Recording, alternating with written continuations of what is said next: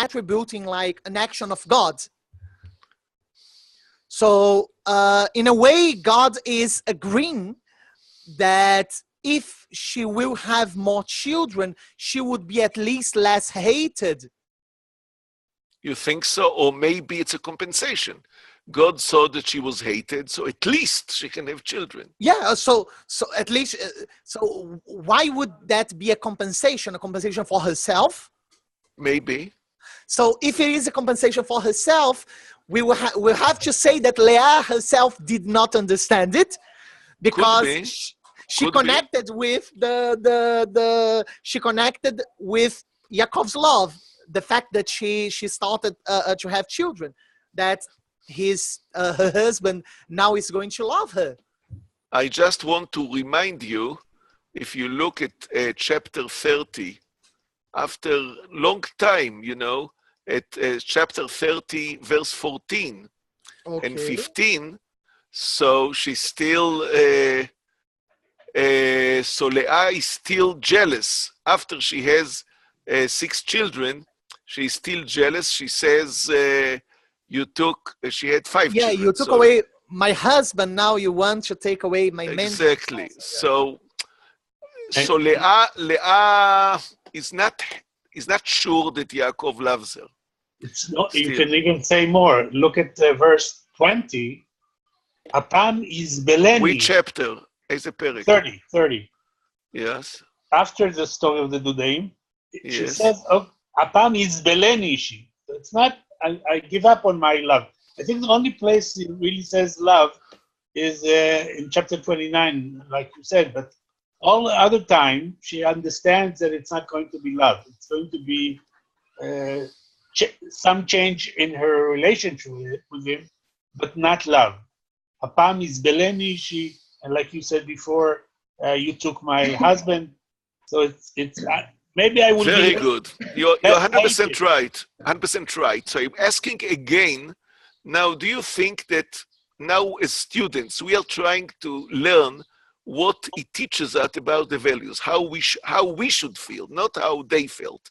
So what's right and what's wrong? Is really the love should depend on children or not?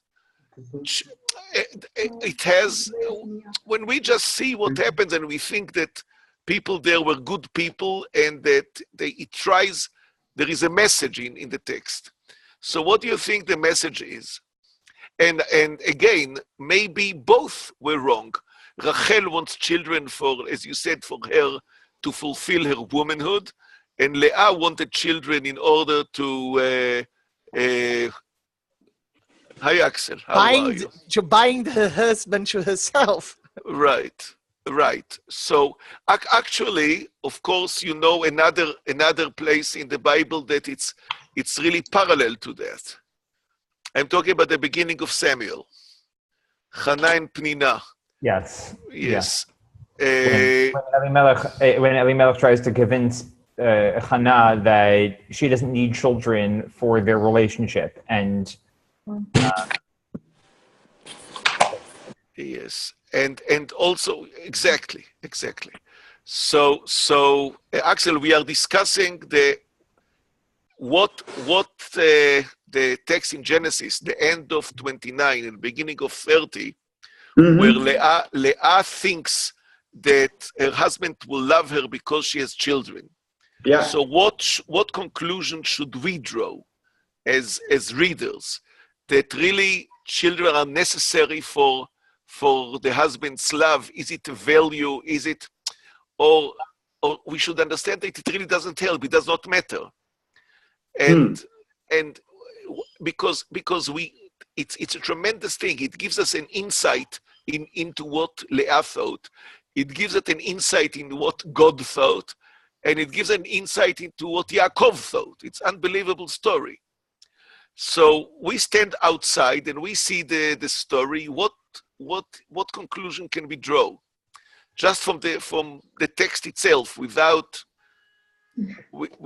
any of our own, if not involving our own opinion. Oh, okay, I see. We can be feminist or not feminist. Just what What can we learn from the text? I say one small thing, that it doesn't seem like Yaakov is really responding to this whole game that's going on between them, this competition almost for children. I don't see him really responding and somehow loving Leah more, somehow loving Rachel less for not having children. It's like this thing. It seems like it's going on between them. It's going on between Leah and Rachel. It doesn't seem like Yaakov is really responding from what I read. Mm-hmm. It's not like changing. You really don't see if you look carefully. Maybe I missed it. What? Maybe I missed it. I have to Daniel, agree. you are a good reader. Let's see what your insight is. I have to agree. I think Yaakov is completely passive in this part of the story. This is immediately taken over by No, the I'm not talking about Yaakov as Yaakov. I'm talking about Yaakov in Leah's mind, the imaginary Yaakov. Mm-hmm. Of course, Leah thinks that she is what? getting closer to Yaakov. How do you know that? Because she's saying... I'm not talking about a hope. Okay. What Leah hopes, but does she see that Yaakov Does is she actually closer think to it's her? happening in actuality? Yes. Okay. There's two elements here. There's one as to what Leah is experiencing, but there's the other is the way that the text describes it, and the text it seems deliberately leaves out any reference to any kind of response on Yaakov's part, with the one exception of where he fights with Rachel. He doesn't respond to Rachel or Leah's, loving, their what's the word? So, but think about what Leah thinks. Okay. So one thing that Leah says that might respond to what you're saying, Shabtai, is in 30 verse 15. Well, we start with 14 maybe. Rachel says to Leah, please give me your sons mandrakes. What's that mandrake in Hebrew? Yes. Today. And then Leah's sister, was it not enough for you to take away my husband, that you would also take my son's mandrakes? Yes. And this is after Rachel has had children. So it's possible that she sees Rachel having children as taking the husband back from her, his love at least. No, I'll tell you what I meant. And Daniel, you see, between chapter 29, between verse 34 and 35, there is an amazing thing. Verse 34 expresses hope. What about verse 35? What happened when the third son was born? What happened? So there is no hope in verse 35. So what does it mean? There is no hope that is expressed in verse 35. So what does it mean? Which verse 35? Hold on. I think gratitude is the biggest hope. Hope? Meaning, do you think that Leah is still frustrated and she says, I have so many children and I am not loved? What do you see in verse 35? Hapam odet Hashem. This time I'm going to thank. So thanking. I thank. This time I thank Hashem. I think thanking is usually marking somewhat an achievement. That means I reached the point. So right. I suggest that after the third son, she felt that she's really loved. When she had the fourth son, she said, "Now I'm thankful." Now it went from hope to thanks. Right. So which suggests that she's achieved something. She feels like she's achieved something. She feels like. I think that Isn't that what you're suggesting? That what? Isn't that what you're suggesting? That between the third and fourth sons, she feels like she's achieved something? Right. That's what I think. I don't know. Maybe. Yes. Maybe. Axel, yeah? Yes, I think that she praises God because she thinks that her hopes have fulfilled. Okay, so what does she see? Like her hopes have not been fulfilled after Rachel has children, right? She's kind of unstable here. She goes back and forth, and after Rachel has children, asks for the mandrakes. Says, "What? It's not enough. You took my husband." I don't know if it's connected to the children, but no, seems like. Excellent. So what do you make of that? Good point. So. The competition is that once Rachel has children through She has Bilhah, that ramps up the competition again. Yeah. And then she has everything. She has like Yaakov's love from the beginning, and she has children, and Leah goes back to feeling less than satisfied, I guess. What you said is really excellent. Look at chapter 30, verse 8. When Rachel has the children through Bilhah, or look at verse 6 and 8, both sons, Dan and Naphtali. So does she see it as, does she feel vindicted? Does she feel that everything that she hoped for is there? She has the love and the children? In verse 8, right, she says, let me find the translation. Yeah, it says, It's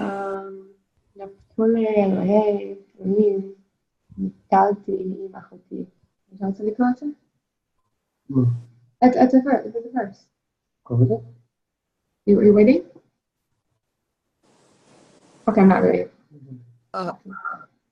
Just yeah, in verse 8, yeah, it seems pretty clear that she's saying that she's won the contest.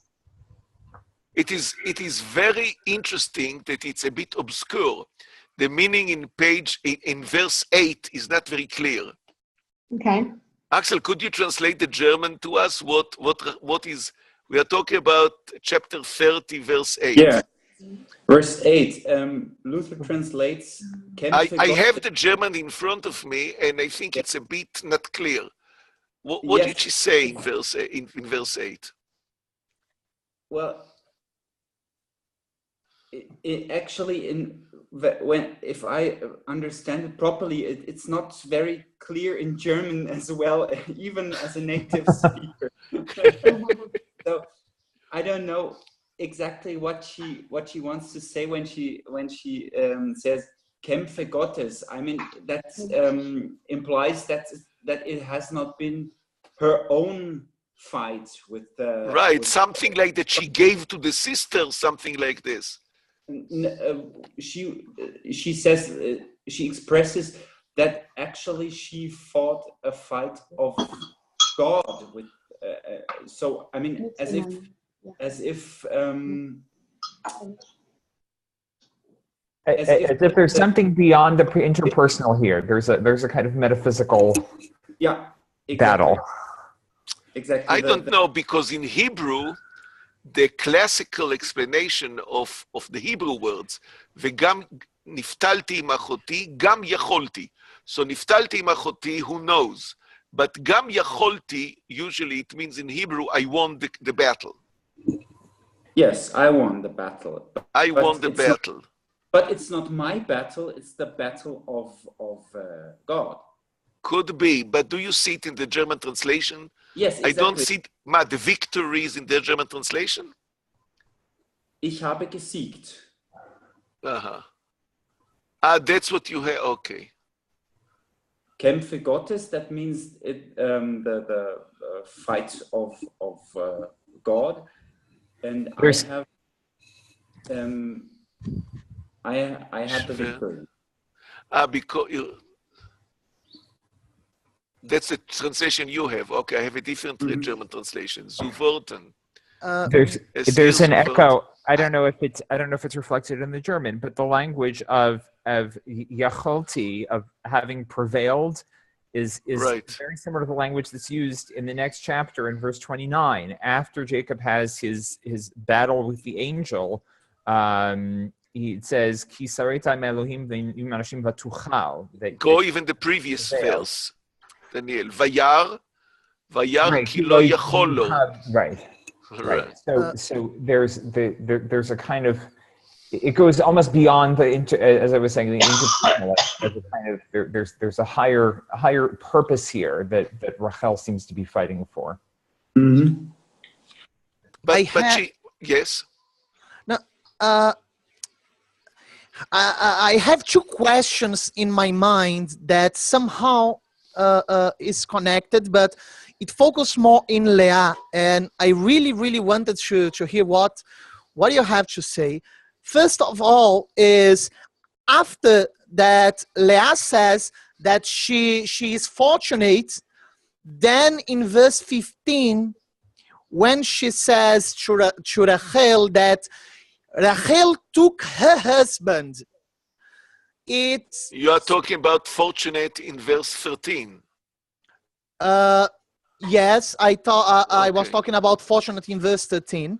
Right. And then in verse 15, when she says that ולקחת גם this thing as to take away וקחתך את אישי ולקחת this thing of taking.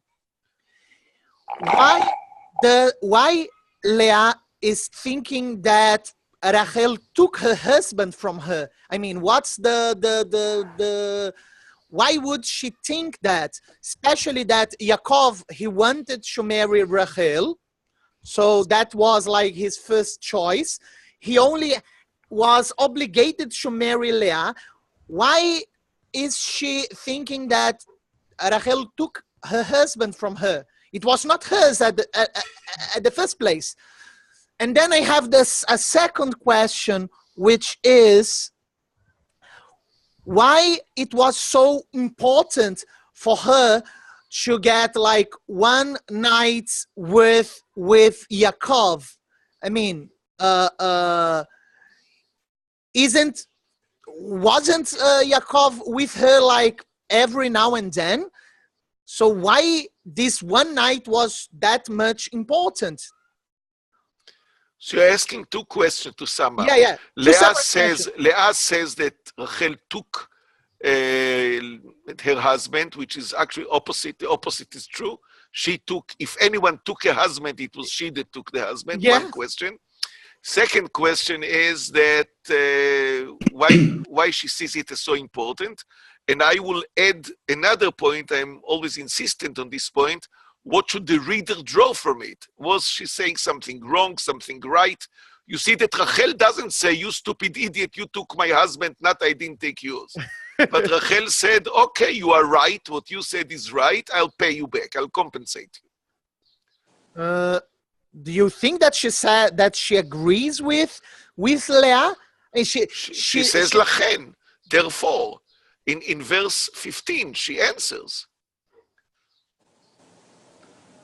I think one thing is very clear, and that is this is a very troubled family. Because okay. For both, I mean, you can see the bitterness of Leah. All she asked was for a little dudaim. And Leah, I mean, the dudaim have, theoretically at least, not direct implication on the love. But Leah is so bitter that anything that Rachel asks her, she immediately says, it comes out of her, why do you want to take something from me? It's like a child who wants like someone comes to you and wants to take you budget. You got, after fighting 50 years, you get a budget and your competitor wants 20% of this budget. And if it was the budget, if it was the son, if it was something, it's budaim, it's something from the field. It's so not precious. And on the other side, Rachel's response is also not, I don't know, it's very hard to understand. Take my husband, sleep with my husband. So as a reader, what will you conclude? I feel very bad about this connection. I feel that these two sisters are in really a bad shape. This family is very troubled. Does it get better anytime until Rachel dies? This is just the premonition of what's going to be happening between Leah's children and Rachel's children. It's part of the decline that we're going to see all through. You say it'll go down the hill from there all the way. It does. Rav Zsolt, what do you say?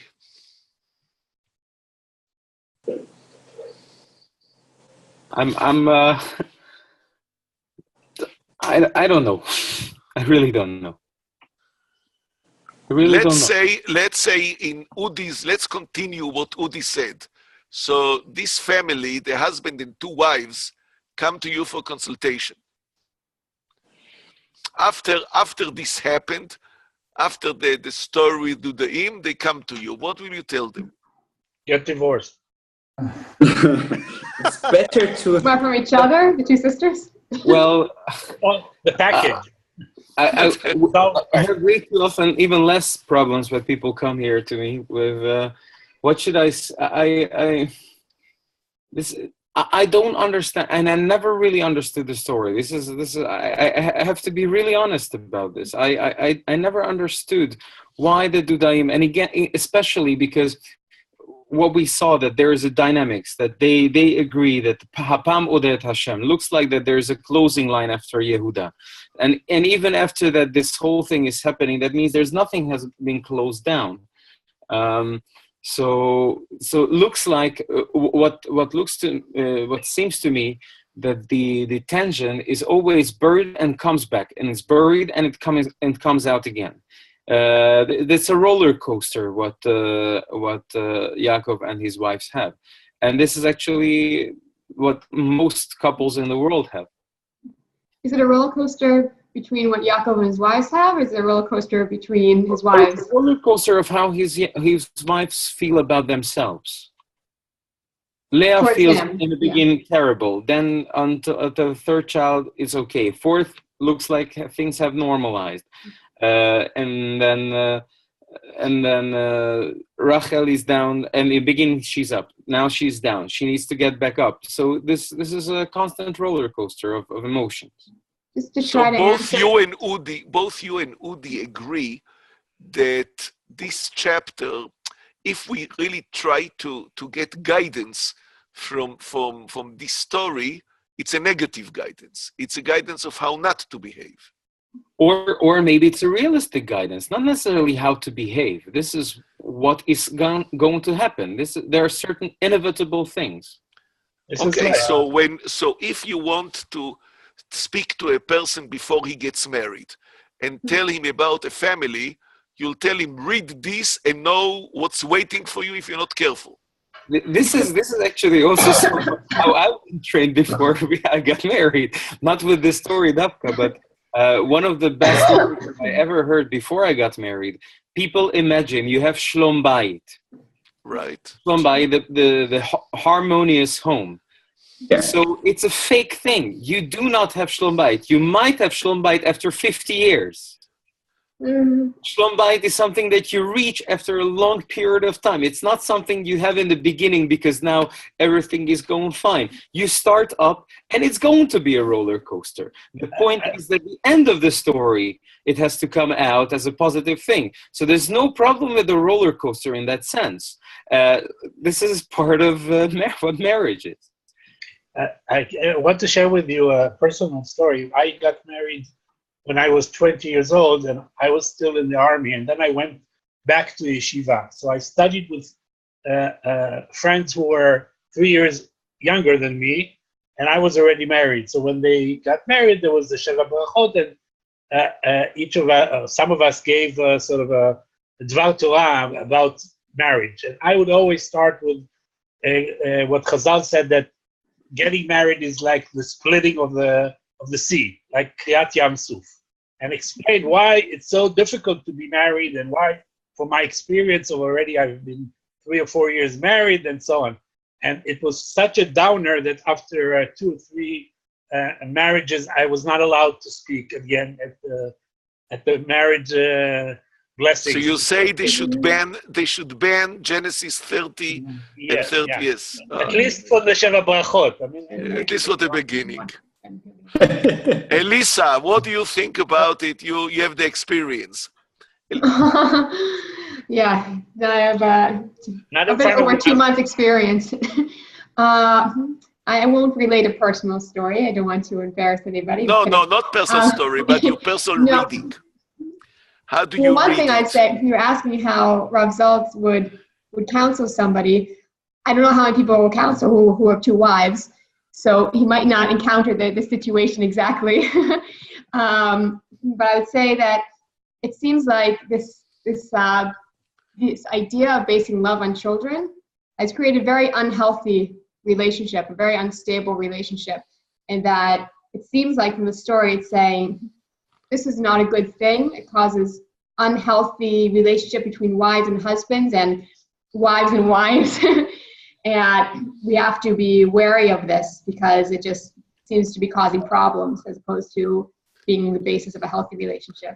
I think it's very clear that this is the position of Genesis, because even with Sarah and Hagar, which was supposed to be in consensus, and even with the volunteer of Sarah, it doesn't end well. I mean, it's I think very clear in Genesis that more than one wife is a problem.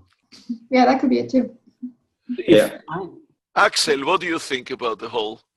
Yes, I think the tension is that you don't have only two people, you have three. And I could not imagine having two wives. I mean, one is perfect, but two would be would be trouble, I guess. So some say that one is one too much. No, I would not agree to that. No, I'm a lucky man. I've been married 40 years, but it's okay. Axel, but if you see Rachel, when Rachel says that she's going to die without children, you think it's because there are three people involved? Don't you think that she would have said the same thing if she was the only wife? Yes, but in the beginning of chapter 30. But she had no competition. There was no other wife whom she sees with her own children and see her husband having children with the other wife. I mean, that's a problem, I think. Another person has achieved what you always wanted to have, and you cannot have it. So you're always curious about the person, and she achieved what you could not achieve. And if you only are the two people, if you are only a couple of two, there is no other person with whom you can compare yourself.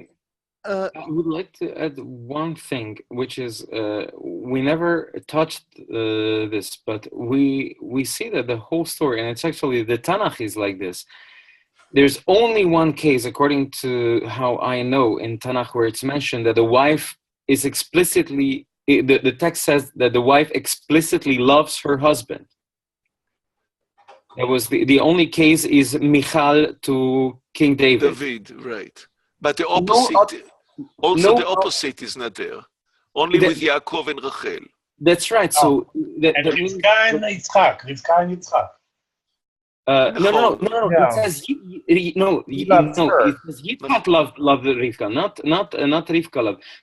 From the wife's perspective, it never mentions the whole Tanakh. Only one case, and also there because there's a purpose for the story to tell us why she, even though she loved her husband, still the story went down. So what I would like to suggest is that the fact that the story is written down here, it doesn't mean that this is the regular model. I think I never thought of this. Rebbe Murray, you asked whether this would be the story I would teach marriage about. So no, this is something that is yotze min hakla. This is something that is unusual, or this is maybe. What point? What point is the unusual? Where does it deviate from normal? Maybe the let's put it this way, the amplitude of the dynamics, because the dynamics are always there. You always have ups and downs, but so extreme, maybe it's not. So, but the reason this story is brought down, because it's important message for us, but it doesn't mean that this is the regularity. And that's the same. So I would like to ask now Daniel in the literary thing. Here we have, the story is fantastic. When you consult people, you don't have Kodesh Baruch Hu, God's opinion to what's happening. You know, here all the players that are involved, they talk. We see them here.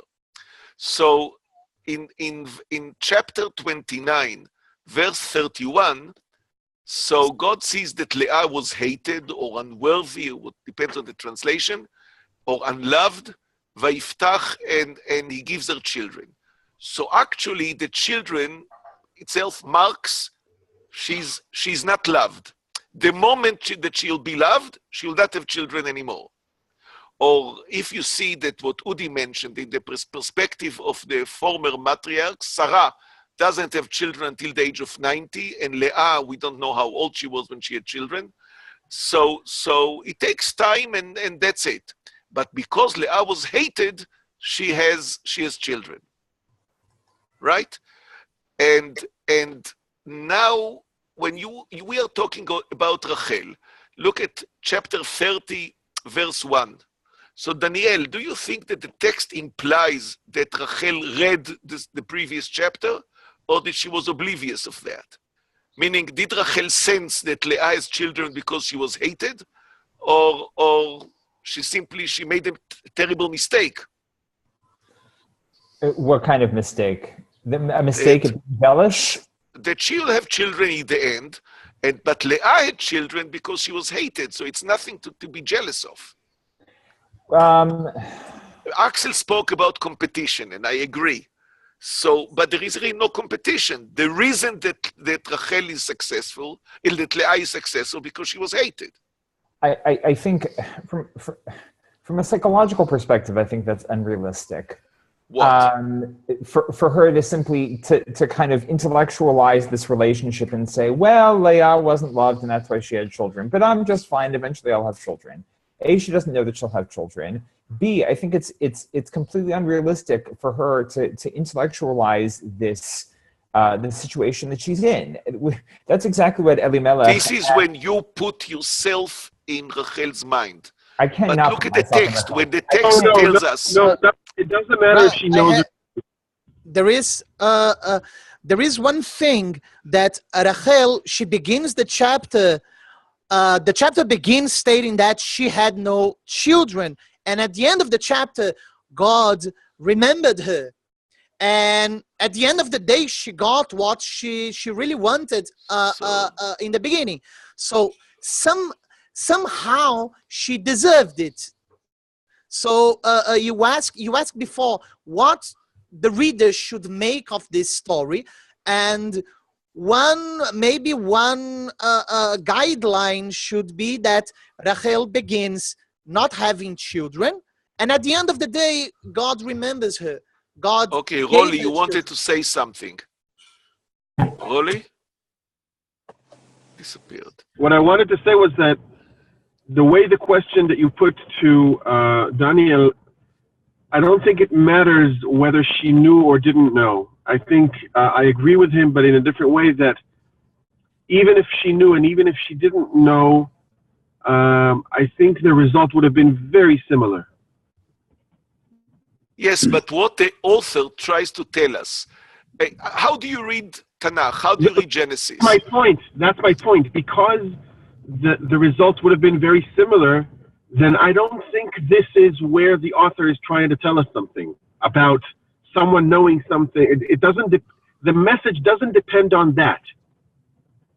So, even if you're just reading the text, right? You're putting the text out there as an object for analysis. The text is describing people, and I think it's a mistake to try to understand the players in the text as though they're kind of abstract thought objects where we can rationalize, we can sort of project onto them what we understand to be a rational thought process, and then try to make sense of of the way that they're acting. They are people, and I think it's a mistake to try to read the text in a way that ignores the emotions. Rachel is such an emotional character. She doesn't respond rationally. Part of the unusual dynamic, certainly for the Bible, in this family, is the way that she and Yaakov are so emotional with each other and so irrational with each other. It doesn't make sense for Yaakov to spend the first 7 years that he spends working for Lavan as if they're 7 days. That's not rational. It's not the normal way people think about time.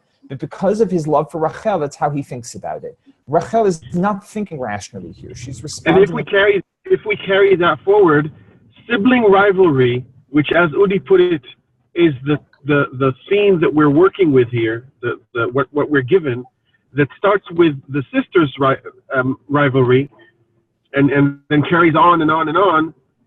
Sibling rivalry doesn't depend on what the brothers or sisters know about each other. They can A, love each other very much, and B, envy each other very much. They can appreciate all the faults and all the positives in each other, and still that wouldn't change the fact that there would be a rivalry. If I can follow through, I think the story of the Dudaim is echoing the story of the Yaakov and Esav's Adoma Adoma. It's again a story of giving something for something very cheap for something very precious, and it's between the man siblings and it's between the wife siblings.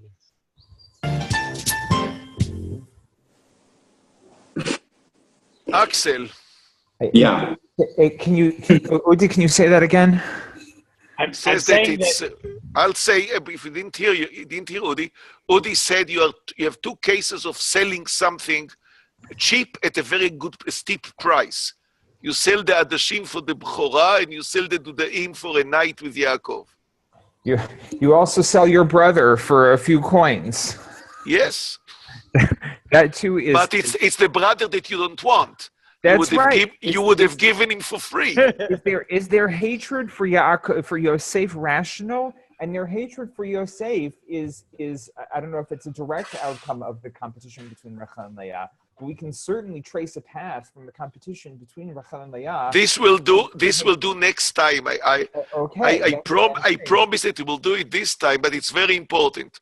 Udi, just one question. If you would make a movie of this story, just from Vayetze from 29:30 to 20 till the story of the Dudaim, how will you put verse 31? Vayar Hashem ki snua Leah vayftach et rachma. What that Hashem sees that she is hated. What will you do with it? You'll just put it in writing on the screen? You're asking how I would magshim Hashem? כן, לא מגשים, זה לא מעניין אותי, but is it part of the story that the people know about it, or it doesn't matter, like Rolly said? The fact in verse 31, you'll make it that people know it, or the people don't know it, it's something behind the scenes. I think that people should know it. But the people in the story, I'm talking, not people outside. I think the viewer would... No, on the story, I mean. I don't think it has to be told explicitly. I think the compassion that we have for Leah, when it will happen, when she will have it, we will feel that her agony was answered as a dramatic. Yes, but would you like to imply that Rachel feels this? Rachel knows that, or that Rachel is ignorant of that? I think Rachel feels the compassion for Leah or not? Yes. Not about Rachel. You're asking, not about us. You're asking about Rachel. Right, exactly. I think so. And the reason is that because at the end, Rachel got what she wanted. So she must have done something to receive it. Okay. And by the way, Leah, it does not say on the text that because she had at the end of the day 6 children, that Yaakov started loving her, or even that he did not continue to hate her. So at the end of the day, Leah did not get what she wanted, Rachel did. Can I ask a question that I think ties into Rav Shabtai's question? It's a methodological question. Rav Shabtai, you spoke of the reader and what the reader is supposed to receive from this depiction of state of affairs. I'm asking, is this the same reader that is supposed to go on later and read about the prohibition against, loving one wife, preferring the son of the beloved wife over the hated wife, and so on, in a few books away from now? Good That is question. my Chazal question. already said this. How wide do we need? It's not, he doesn't say that you cannot prefer Yeah. emotionally. He says you cannot give him, Exactly. he will not inherit. Exactly. You can't give him preferential treatment. Right. But my question is, when you ask about what is the message, that you're asking a complex question that involves both how it's written and what we call the model reader and so on. Especially, so is the model reader of the entire Tanakh or the entire 5 books? Or every verse, I don't know. I think it's very clear that the Bible also, from Adam and Chava, from the split of one person into two, until the children of David and Shlomo are very clearly monogamous. They're very clearly not happy with having each story. I mean, we don't have, I think, even one story. But Udi, you are unjust here. You are unjust. Yaakov did not get 2 wives because he wanted to have 2 wives. It doesn't matter. All I'm saying is he was cheated. He was cheated in having 2 wives. That's part of the point. This is an unusual family dynamic. Sorry, Daniel? This is an unusual family dynamic. This is not normal. Everything about the text tells us this is not a normal relationship. It's not normal in terms of the intensity of Yaakov and Rachel's love for each other. It's not normal in terms of the way that this threesome comes about. There's something unnatural or irregular and unhealthy about this relationship. That's true, but still, I'm saying the story of Amnon and Tamar. Look at the story of Amnon. There's an assumption here that we are projecting a idealized monogamous nuclear family model onto something that is very different. And I think that later on, when we hear about the prohibition against preferential treatment, it is precisely because something like this is a very, very normal. There is such as a preferable branch of the family. But Holly, I think you are correct that the Bible recognizes that this is the sociological phenomena. It is there, out there, it happens. The abnormality that Daniel is talking about is specifically about the story of Rachel and Leah. But I think if you look at the Bible's point of view, not the recognition of the reality. It's, I mean, look at the creation of Chava. The creation of Chava sounds like a monogamous story. There's only one wife that can come out of this cellar.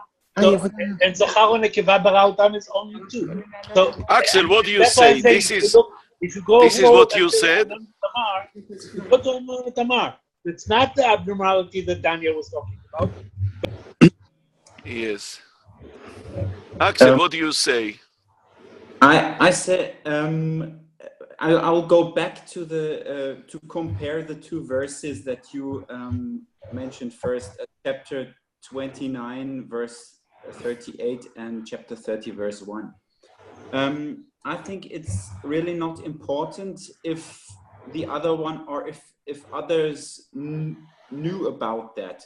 I mean, what we hear is the effect on Leah. She felt it. She felt hated, and Rachel felt that, or knew that she did not get children. So the story tells about the feelings of the 2 wives, and this is what's interesting to me, that we have not a perspective from outside, but from inside. We as readers see what happens inside of Leah and of Rachel, no matter whether it's realistic or not. And so that's what do you mean? What do you mean when you say no matter whether realistic or not?